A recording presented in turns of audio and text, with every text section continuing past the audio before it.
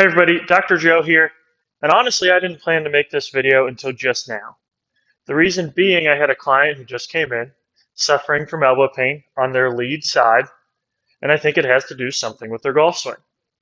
So when I was growing up, there was a piece of swing advice I got a lot was to try and keep my left arm straight. And what you'll notice if you try that, or if you've done the same, is if you try to keep it straight, you'll feel that tension build in your elbow.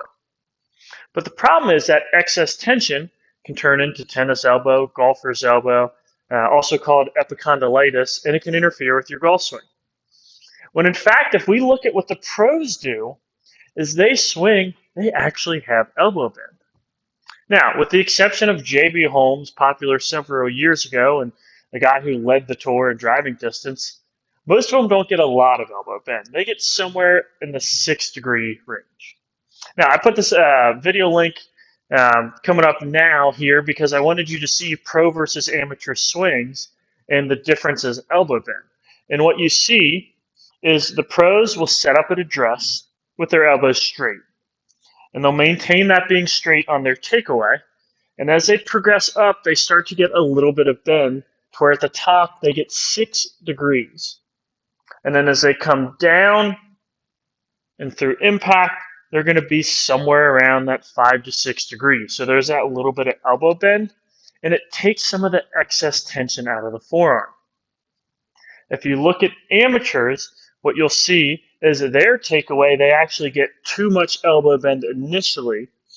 They'll then throw that elbow straight and strike the ball with the elbow too bent, and then as they come through, they come up like this. The problem with that, in addition to the inconsistent contact it creates, is the inconsistent stress it puts on the forearm. When an amateur golfer does this over and over and over again, they overwork these grip muscles a ton, in a way that no amount of stretching or strengthening will probably help them. They're going to need to iron out that swing position. So here's the thing that I like to tell people, and I like to think of myself, is your arm is going to work a little bit like a whip. And a whip is going to get a little bit of bend before it releases everything, right? If you do that whip action, you've got this bending, which stores potential energy, and then the snap of the wrist drives it straight, and the very end of that whip achieves a maximum velocity. This club head is the end of your whip. Our body is a piece of that whip, and we load everything. We push off the ground, we uncoil that whip, and we get the end of that whip to achieve maximum speed right at impact. And that's how we get the best ball striking, both from a consistency standpoint and from a least amount of stress on the joints, bones, muscles, and tendons.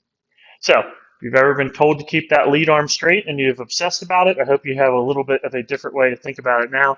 Again, check out that video of the pro versus amateur swing. I'll also put it in the description of this video, and learn a little bit of something you can take to the range. Thanks.